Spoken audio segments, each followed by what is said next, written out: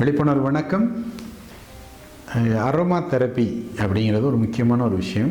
இது தமிழ்நாட்டில் மிக குறைவாக இருக்கிறது. ஆனால் வட இந்தியாவில் உள்ள வசதியானவர்களும் யூரோப் கண்ட்ரீஸில் வளர்ந்த நாடுகளில் இது மிகப்பெரிய அளவில் பயன்படுத்தக்கூடிய ஒரு மிக ஒரு நுட்பமான ஒரு விஷயம்.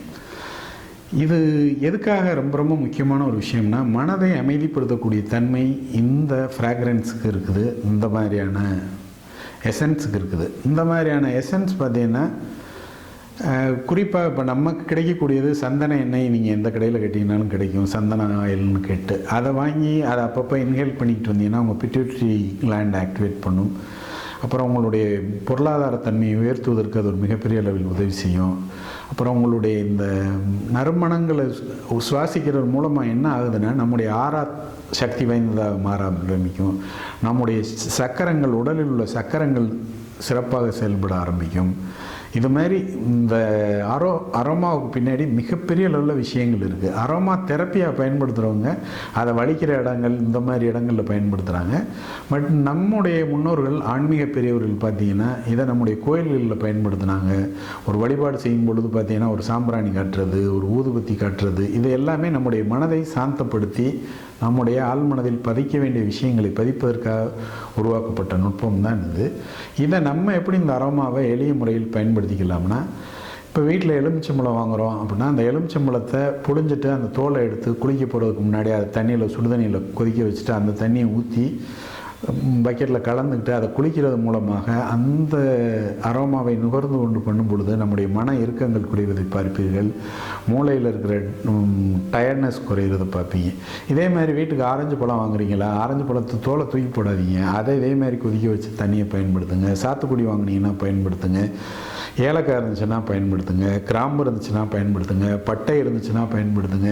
இதை மாதிரி இந்த எல்லா அரோமாவுக்கும் ஒரு சிறப்பான தன்மைகள் இருக்குது. இது எல்லாமே பணம் சார்ந்த விஷயங்கள் இருக்கிறதா நம்முடைய அஞ்சரப்பட்டியில் இருக்கக்கூடிய அரோமா எல்லாமே பார்த்திங்கன்னா. இப்போ எடுத்துக்காட்டுக்கு பார்த்திங்கன்னா பொருளாதார ரீதியாக பிரச்சனை இருக்கிறவங்க அந்த பட்டையை அதிகமாக பயன்படுத்துவது எல்லா இடங்களையும் பார்க்க முடியுது. இப்போ நான் பார்க்குற வெளிநாடுகள் மற்ற இடங்கள்லாம் பார்த்திங்கன்னா அந்த பட்டர்லேயே பார்த்திங்கன்னா பட்டை கலந்த பட்டர் கிடைக்கிது.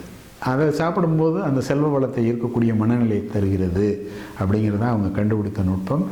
இதனால் நம்முடைய அஞ்சரப்பட்டியிலே இருக்குது. அஞ்சரப்பட்டியில் அம்மாமார்கள்ட்ட பணம் மட்டுமல்ல, நமக்கு வேண்டிய பணமும் அஞ்சரப்பட்டியில் தான் இருக்கிறது. இதை நம்ம எந்த அளவுக்கு பயன்படுத்துகிறோமோ அந்த அளவுக்கு நம்முடைய வாழ்க்கையில் மாற்றத்தை ஏற்படுத்த முடியும். இது தவிர வேறு எங்கெங்கே கிடைக்கிது அப்படின்னு பார்த்தோம்னா, துளசி மனதிற்கு அமைதி தரக்கூடியது, தெளிந்த சிந்தனையை ஏற்படுத்தக்கூடியது.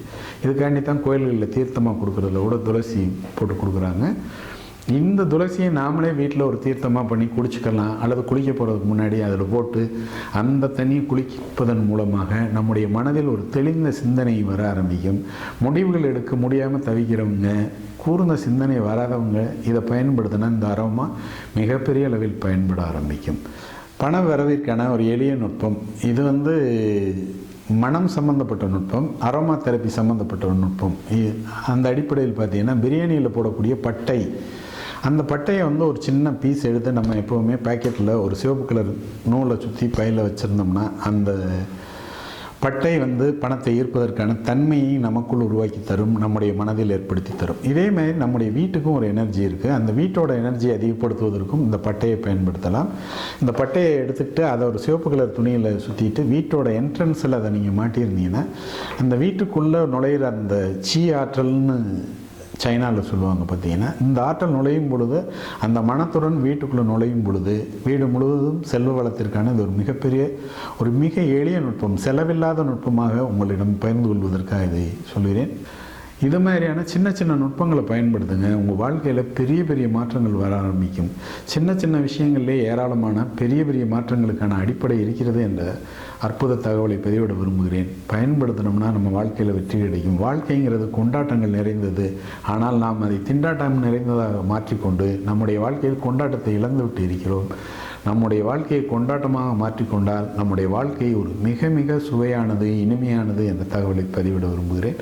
பயன்படுத்தி பாருங்கள். உங்களுடைய வாழ்க்கையில் ஒரு பிரம்மாண்டமான மாற்றங்கள் இன்றிலிருந்து துவங்கட்டும்.